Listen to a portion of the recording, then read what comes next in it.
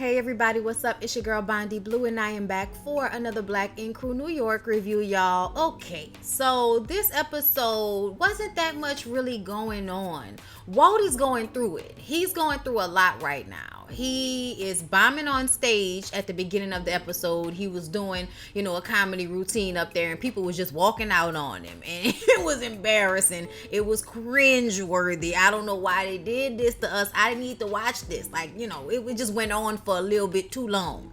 And then we see Kitty in the background. Apparently, Kitty and Walt are still friends because Walt is not a treacherous backstabber like everybody else at 113. So he still speaks to Kitty and she came to support him. Then Walt ends up getting arrested outside the shop. And it's like, well, what the hell is going on here? Apparently, Walt was sitting out front the shop smoking a roach. Some female cop came up to him, started asking him questions. What's that in your hand? What you doing? Where you going? And then all of a sudden, you got a warrant out for your arrest from 2006. I said, you know what? I feel like if it's not for murder or like rape or something, I need y'all to stop. Like 2006? Cut it out. Like, the country ain't even the same no more. Cut it out. Like 2006. Get out of my face with this. So he gets arrested. And, everybody was in the shop joking, talking shit and stuff like that. So they didn't really notice it at first until it was already going down. And I just kind of noticed how everybody was apprehensive to go outside. Like, I don't know what this is going to be, so I don't want to interfere. However, Jess has to take responsibility for Walt once he's gotten arrested, and she's trying to figure out how to get him out. She goes down there to the precinct, but she's getting no respect. No respect down to the precinct. Okay, so she gets on the phone with C's, and he says that he'll pay for a lawyer or whatever else they need. Just call him and let him know. I'm like, that's the least you can do. Like, I'm just saying, y'all. They have used Walt up time and time again, and then they always play him like a soybean burger bitch. Like, they always play him like a play cousin don't nobody really like that. You know what I'm saying? Like, they always do Walt salty to me. So at least you could do is pay for the brother's lawyer, all right? But he ends up getting out of jail. And Jess was so happy to see him when he did get out of jail that she decides to put the wedding plans back on. Because y'all know he was tripping and in his feelings and drinking and smoking and everything else he wasn't supposed to be doing, because she didn't know if she wanted to marry him. Because she, once again is brought back to the realization that he cheated on her, and she doesn't know if she can handle that. I think it's not even just the cheating. I think at this point, a lot of women are kind of like used to the idea that they might get cheated on in a relationship. I think it's more so about him being able to hold his shit together when times get rough. You know what I'm saying? You gotta know when to hold them, know when to fold them, know when to walk away, know when to run. You gotta count your money when you touch the turntable. Look, I'm sorry. And it's a bounce song. It's a country song, but it's also a bounce song. Just so you know. Okay, look. Anyway, I just kind of feel like, I don't understand why son had to get arrested for you to realize you wanted to marry him. Like, I guess she would have come to this conclusion eventually. But I don't know if he would have, spiraled out of control even more. So by the time they got there, if he hadn't, gotten arrested this early on for smoking a roach on a porch. Whatever, I guess. Like, because then I just start to wonder, are things real or not? Like, is this really real? Did you really not want to marry him? I see y'all on Instagram. Y'all are damn near, having sex on Instagram as much as they be all on each other, okay? I couldn't say what I wanted to say, all right? It would have sounded better if I said what I wanted to say, but, everybody be all acting crazy when you curse. So, I'm looking at this situation like, really? Was you really not about to marry him? I don't know. But either way, they say they're getting married now. So, yay for Walt and Jess. I feel like I'm saying that every episode. I want them to win. I want them to be together. Blah, blah, blah, blah, blah. So, sees Ted and Puma compare their hardest jail experiences. That's what young black men from New York do, man. I went down to that Brooklyn jail. Nah, man, you ain't been nowhere. You've been in the jail in the Bronx. They was running it, okay? Just about how treacherous the jail system is out there in New York. I said, child. Then Caesar's lawyer comes in, and he gives him the tea on what's going down with the landlord. Y'all know the landlord said that he didn't want them back in the shop. He didn't want them to re-sign their lease. He was kicking their asses out. Well, come to find out, because the neighborhood is currently being gentrified, they want to up the rent to $11,000 plus, okay, which is almost what, triple, double, something like that. But they pay what, like 5,000-6,000 right now, and the landlord feels like he can get 11,000 out of whoever wants to come into this neighborhood and gentrify it. Some big business, I'm sure. But you know, C's, I built this place. Man, get out of here with that. You know, son is losing it, okay? He's really upset. And Puma done already said, man, we're going to burn this mother to the ground. Like, you know, they've already set this plan in motion that if they can't keep this shop will no longer be. And I'm just like, I wish y'all would stop saying it on camera. Stop saying that on camera. You know, that's worrisome, that's bothersome, that makes people feel like you might be out here planning something. And then if something happens, you will be the first person that the police is coming to knock on your door. You will be the first person, because you have on camera threatened to burn the joint down if you don't retain y'all's rental agreement. Child, crazy as hell. Like made for TV if I've ever seen it. So C's goes to Brooklyn to talk to the city council member that he's cool with out there.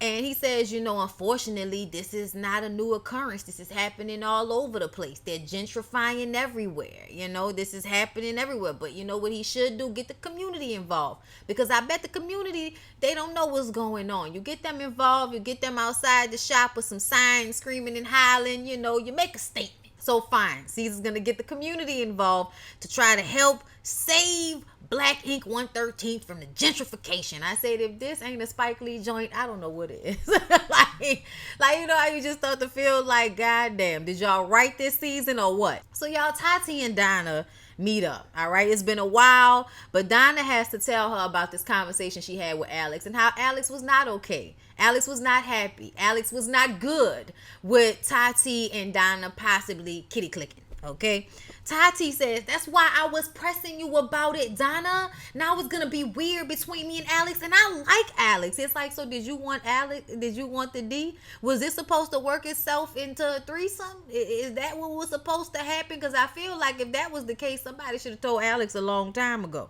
Okay, but either way, Tati is on freeze. Okay, Tati is on the timeout as far as Donna is concerned. I said, if that's what you want to call it, that man just said he's not okay with you kitty clicking with her. Okay, whether it's now or later, and you talking about you want to marry him. So I'm trying to understand, how is it a timeout if you ain't gonna ever be back in? You know what I'm saying? Like, this is foolishness going on right now. Something tells me that Donna is going to continue to kitty click with Tati off camera. So all of that, no more scissoring, bull, okay? And when are y'all going to put it on RedTube? Like, I didn't want to see Alex banging you out in the bathroom, rolling a blunt over your ass. That made me feel all kind of ways disrespected as a woman.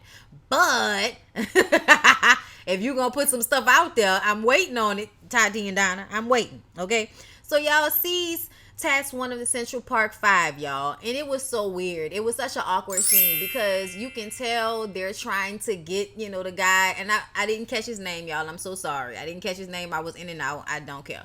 Okay, not about the Central Park 5, but just about the show in general right now. I just be going in and out, but I missed his name. Either way, one of the Central Park 5 comes in to get this tattoo done of a lion. And C's is sitting up there trying to get him to tell a story. And you could tell the dude is like, I'm not about to do this with y'all. Like, yeah, son, yeah, all that. It was hard. It was tough. Yeah. You know, and C's like, man, look, your jail time, I mean, mine wasn't nothing compared to that. Like, I did a little stint, you know. And it's like, shut up. Like, why y'all always trying to be down by telling somebody y'all didn't been to jail? One of those horrific experiences of this man's life. And y'all want to like, yeah, man, that shit that had happened to you, man, that shit was terrible, man. Like, something like that had happened to me, but not like that, man. Yeah. Let's like talk about this horrific time in your life and like bring it up on this show when you just trying to get a tattoo. Yeah, man, let's dap off for the 1,000th time about our jail time. Like, it was so awkward and so weird, and I was just over it. I was like, please get through this scene, because you could tell that C's was trying to like produce the scene, and it was really ugh, like it made me cringe. Anyway, of course the conversation gets on, how they basically just throw black people in jail, and then charge the state if they don't fill seats. Like, it just, y'all, privatized prisons are terrible, okay? Like, I just cannot. I don't even want to get into all of that. But that's what they were talking about, bringing attention to that situation. So we appreciate y'all, Black Ink, okay? But y'all might as well be a damn scripted series at this point. So Donna takes Alex down to the YMCA so that they can get, in the jacuzzi. I don't know what it was, y'all. But either way, they didn't have a lot of people around, and she rubbing on him and, basically trying to sweeten him up, because she wants him not to be mad about the Tati situation. From her standpoint, she's trying to make sure that the attention is on her man. I'm like, girl, whatever. You trying to butter that nigga up. Cut it out, okay? Just trying to make him feel better about the fact that you was eating Tati's cooch. I cannot, okay? So y'all, then C's found out that 113th can possibly be a landmark. If that's the case, they can save the shop from being, because whoever buys it is definitely going to knock whatever is there down and rebuild. That would be the best thing. I mean, in all honesty, I don't know why C's didn't buy that building years ago. As soon as he had the money, he should have bought that building from the landlord, because it's about owning property, not about renting it.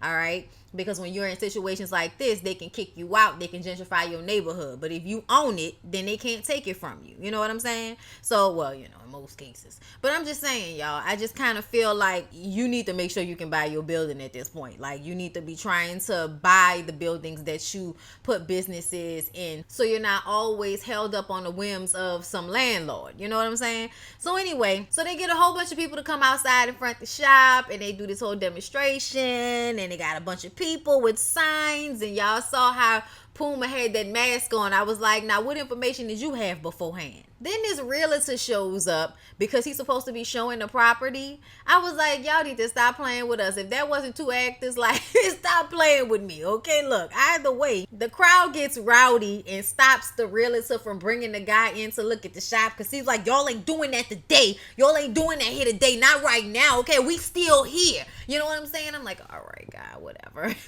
Like, whatever, C's, all right? So, of course, the realtor and the little guy he was with, they walk away eventually after the crowd gets all rowdy and makes everybody feel like, their lives might be at risk or something. Child, if y'all don't get out of my face with this. But that's what happened on Black Ink, okay? So they live to fight another day over there at 113. Is anybody tattooing out of 113? Like, it's a flagship for what? For y'all to shoot the show out of? Like, that seems like the only real purpose. And if that's the case, somebody tell me why the production company ain't bought the motherfucker yet. Like, that don't even make no sense to me, okay?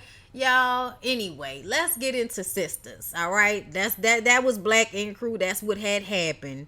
I hope y'all enjoyed that portion of this, two for one. I ain't got time to be splitting up these two shows. They don't have enough going on for all that. So y'all, let's move it on to Sistas. All right. So we pick up where we left off last week, which was with Gary throwing Jasmine's ass off of his back and also off of a balcony onto a car. Okay? And for somebody that thinks she's about to die, she had way too much damn dialogue. You just fell and fell on top of a car. Your wind should be knocked out of you. Your lungs should be on fire right now. If they're not like bleeding or something, because you just fell on a car from 2 stories up. I'm just looking at this like this is so unrealistic. She is talking way too much. And then once again, we got to have one of these disgusting ass 911 operators who seem to be a little bit too antagonistic, okay, for my liking. All right, you supposed to be helping people. Keep asking Gary for his name. Why you need his name? Okay, somebody about to die. Get a damn ambulance down here, bitch. Need all this information on me. Okay, y'all, I was aggravated. And Jasmine was like, you have to tell me why. You have to tell me why you did this to me. I only went to him because you weren't there. Oh my God. And he came after me. Oh, now all of a sudden Jasmine is a damn victim. Okay. 2 minutes ago, she was beating the shit out of you with a baseball bat. Now all of a sudden, she's a damsel in distress. And Maurice tricked her because you was cheating. Boy, if you don't get out of my face with this, Tyler Perry. Okay, we do appreciate you, Tyler Perry, for paying for everybody's groceries down at the grocery stores. We do appreciate you for that. But this writing, my nigga, okay, I can appreciate you for one thing and then, go in on you for the other. And right now, we about to go in on you about Sistas. Come on, brother. Get somebody to help you with this writing, brother. Come on, nah. So y'all, Andy goes back to the law firm to have her meeting with the bosses to find out what they're going to do ever since she got Maurice and Jasmine to agree that they would withdraw their lawsuits against her law firm, right? So she gets there. She talks to Fatima. Fatima says that she should go and talk to the PI Leslie. The PI Leslie got some information. We don't know what the hell the PI Leslie got to tell us. We ain't gonna find out this episode, okay? So she goes in there all perky and excited, thinking that things are gonna work out in her favor. But oh no, come to find out, Bellamy is just as ass as we thought he was. He's ass. He's whack, okay? He says that even though Maurice and them tried to withdraw their lawsuit, they convinced Maurice to keep the lawsuit going because they can get a whole new team to come in and help them rebrand. So Bellamy has basically thrown Andy under the table and they fire her. When the bosses leave, Bellamy tells Andy to take this care package that is like nothing really compared to what she should have been able to get. And now all of a sudden Andy wants to fight. Now that she realizes that Bellamy is a dog who convinced her to do this in the first place. And I can't stand them stupid ass bosses. Of course they weren't going to hear her out. They weren't going to hear nothing she had to say because she's the black girl sitting here, you know, begging for her job. Like, I was just annoyed at the way this all went down. She basically should have had Bellamy by the balls. Like, I don't understand what's going on here. Why is it in the law firm's best interest for it to be sued? That's stupid. That doesn't make any sense. It makes me feel like Bellamy and Maurice and Jasmine had something going on. Like some type of, you know, I don't know, fraud case. Like, I don't know what's going on, but something tells me that Bellamy is a part of whatever the hell is going on with Maurice. And that he's not, you know, separate from it really. Because it doesn't even make any sense. Like, why do y'all want y'all law firm to be sued so that y'all could fire her at the same time trying to make it seem like y'all care for women and minorities by firing and blaming a woman who is a minority? Like, that don't even make no sense to me, but we're gonna press on, okay? She said she gonna fight them. She ain't gonna take that little measly ass package that they offering her. Then Gary calls, and of course, she's on her way to save him because he's down at the hospital with Jasmine. So Andy gets to the hospital, and she wants to know if he hit Jasmine. You know, it's so aggravating because it's like they don't really know each other. They don't really know each other at all. He's always showing this crazy side, but then still trying to be sensitive and sweet. And then she's always, oh, I love him, but I don't really trust him. Like, it's just this constant back and forth with the two of them, and it's exhausting. Andy tries to convince Gary to leave the hospital because she thinks in 2 seconds the police are going to come in there and arrest him. And I'm like, so what are you going to do? Like, where he gonna go? No matter where he goes, they probably gonna end up finding him. What, you gonna tell him to go on a run? That don't make no damn sense. But now all of a sudden, Gary is a good guy that can't possibly leave Jasmine's side. He has to stay and find out if she's gonna be okay. I said, sure, Gary. Okay, you was gonna leave this woman and your children with nothing a few weeks ago. And now all of a sudden, you care so much that you're willing to get arrested in order to make sure you're at the hospital so you can find out what's going on with her. Boy, bye. So Andy, in an attempt to get a criminal lawyer to help her with this situation, calls her friend Ben. Okay, of course, Ben is flirtatious and young and good looking and probably wants to have sex with Andy. So Gary is bothered, okay? Gary obviously would rather go to jail than receive the help of someone who could possibly be attracted to his very attractive other woman. Like, boy, if you don't get out of here with this, okay? And then he was mad because when Andy called Ben, she said a friend of mine needs help and didn't say my man needs help. Well, since you're at the hospital for possibly attempting to murder your wife, it would probably be in everybody's best interest if I don't call you my boyfriend, Gary. Like, I'm just saying, that's just all stupid to me that he's constantly getting so upset that he would be okay with staying in jail and not receiving the help, all because he wants to be this jealous, crazed ass, you know, boyfriend who has a wife. Like, it just doesn't make sense at some point. Jesus. But either way, when Ben comes in there, he says, I think that we should call a police officer so that you can give your statement before they, you know, come here looking for you. It'll look better for you if you make a preemptive strike to talk to the police. He was like, nah, don't worry about it. I'll go in and talk to him myself. I'll just go to the precinct. I'll go myself. It's like, so you gonna have him come over here and then not follow the advice that he's giving you? That's just stupid. That's just so stupid. And when Gary tells Ben that he doesn't need his help, Ben is like, okay, well, I guess I'll go. But, Andy, I really want to take you out. Maybe we can go and have drinks, because he's not reading the energy. I guess he didn't notice that Gary's nipple was on Andy's shoulder the entire time they were standing there talking to one another. He didn't catch the vibe. But none of Tyler Perry's characters ever seem to be able to read a room or pick up on a vibe, with the exception of Danny, okay? Which is basically like Medea. The only person in a room that seems to know what the hell is going on is always one person. Everybody else is completely, oblivious to the energy that is being given off during a scene. Child, work on my damn nerves. Either way, Ben asked her out like 3 times. And the 3rd time, Gary was like, bruh, like, this my woman. Show some respect. You know what I'm saying? Like, damn. He was like, well, I didn't know. Obviously you didn't know. Obviously you didn't know. Okay, just uncomfortable. He was like, okay, well, Andy, I guess I'll see you later. And Gary was like, no, you won't. No, you won't. And she was like, what is wrong with you? Okay, she gets upset with him and tells him that she's gonna leave if he doesn't stop acting like an asshole. And I'm like, girl, you acting like you don't know this is him. This is him all the time. Every time we see him, there's a little bit of crazy jealous nigga under there. Always. He says, you're right, babe, I'm tripping. I just need to get some air. I'm like, yeah, all of a sudden you're not the crazy nigga anymore. Right, okay. So then Sabrina gets a call from Maurice while she's laying up with drunk ass Calvin, looking at him while he's asleep, slobbering on a pillow and all of that, breath smelling like bunk and Hennessy. Anyway, she got to go run down to the hospital to see about Maurice. He said, bitch, bring me some snacks, okay? So she gets down to the hospital, and Alonzo got arrested. He says they got him. Okay, I saw him when they arrested him on the news. He had 2 black eyes. I gave him a run for his money. Okay, it's just so dramatic and over the top, and the dialogue and Maurice's acting. Oh my God, you guys. It was straight Bold and the Beautiful, y'all. It was straight Young and the Restless. I cannot. Sabrina blames herself. We know. She said it 5 million times throughout the last few episodes. She blames herself. She blames herself. He dramatically tells her that it's not her fault.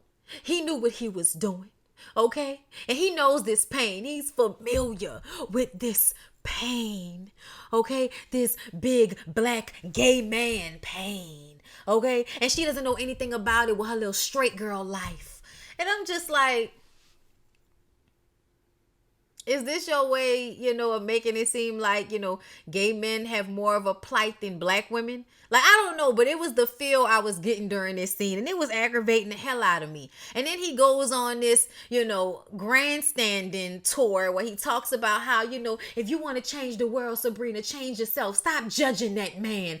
I am so tired of that. I am so tired of people saying that you judging somebody because they do something that is questionable, or they do something that you wonder if it's aligned with a certain type of stereotype. You want to know, okay? You just exhibited a stereotype to me. I want to know if you fit in the stereotype, or this is just, you did this because, you do this, but you're not the stereotype.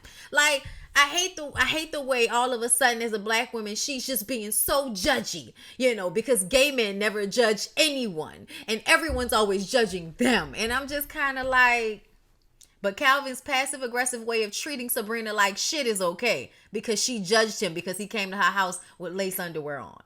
Okay? Which he only decided not to wear once his gay dad told him that shit looked gay and that he was probably decreasing his sperm count. Like, did y'all hear what get out of my face? I cannot. So after Sabrina is done talking to Maurice and having him judge her for her whole life while telling her not to judge people, okay, she goes in and sees that Andy is sitting there with Gary. And she's like, what's going on here? Gary, Sabrina, you know what I'm saying? It's all weird and awkward, and she's standing there like, she's Andy's mama and she gonna be in trouble when they get home later. Like, it's just, the vibe was so weird.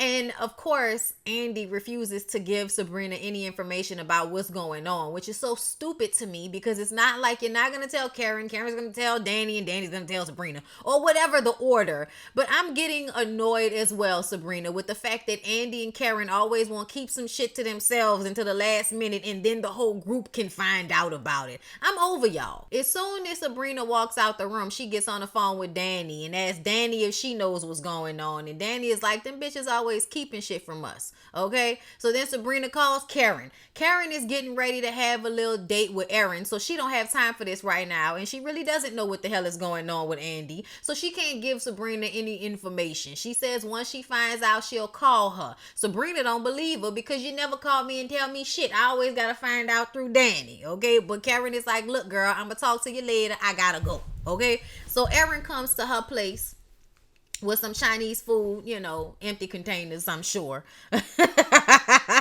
But either way, they sit down and have a little date. Karen calls Andy to see what's going on with her. Andy is like, I'll talk to you about it later. So she goes on with her date. And basically, Aaron is starting to see Karen for the soft, demure, juicy woman that she really is, and not this hard up, angry black woman that he stereotyped her as when he first met her and came at her sideways out of nowhere because she was, you know, lovingly looking at a couple and thinking, I want that. He says he's close enough now to see that she's not the tough girl he thought she was. And then Karen asks him how he's been feeling because she says that he's hard to read and she wonders how he's handling all of this, you know. And he says it's a little hard, but in all honesty, he's relieved. He's relieved and he's ready to move on and, you know, into the next chapter of his life without his crazy ass, you know, ex-wife. Danny comes home to Zach sitting on her couch looking pathetic and she wants to go out to the club. Okay, she's trying to come home and change clothes and then go down to the ladies' night down to the club, and he wants to come with her, but she was like, okay, you good. You could buy me a drink when we get there. And he didn't want to buy her a drink. Now you sleeping on her sofa, but you can't buy her a drink. That's the cheekiness of niggas. You know what I'm saying? I can take everything from you, and then when you ask me to do one thing for you, I don't have to do that. So she goes down to the club all on her lonesome. She said, I'm not even gonna change my clothes. Let me get the hell out of here. I said, girl, you had on a little tight mini dress anyway. Like, what you was gonna change into? Another tight mini dress? Whatever. Then he sends Karen a montage of pictures from happier times while she's sitting there on her date with Aaron, but she ignores him. Then Lisa shows up. Y'all know that's Karen's mama. She shows up to Danny's apartment to talk to Zach and tell him to stop ruining every damn thing. Grow up, be a man. I can't teach you how to be a man. Your daddy was supposed to be that. You about to ruin everything with my daughter, and this dude Aaron is about to make a play for her, okay? So you need to pull your shit together, Zach. All right, but Zach is still pathetic and feeling sorry for himself because that's what, you know, black men do, I guess. I don't know. Tyler Perry shit's going on. Like, just, can't do nothing but fuck. That's Zach. And then the police show up to arrest Gary for Jasmine's murder. So the bitch dead. I'm glad. She worked on my nerves. She's just a character, y'all. Okay? But she did work on my nerves. And she brought it on herself. Like, what were you thinking? First, you set the man car on fire. You put his mama's ashes down the gas tank. Then you beat the shit out of him with a bat. And we supposed to feel bad for you when you fall off the side of a building in the process of jumping on his back? Girl, bye. Anyway. Yeah, y'all. That was Sistas. Sistas, y'all, it's just so much outlandish shit going on. You can't help but to keep watching. It's like a train wreck. You know, it's terrible, but you can't look away. And that's basically what goes on with Sistas and why I still review it. I hope y'all enjoyed. Please don't forget to like, comment, and subscribe to my channel if you have not already. I love y'all so much, and I will see y'all in the next one.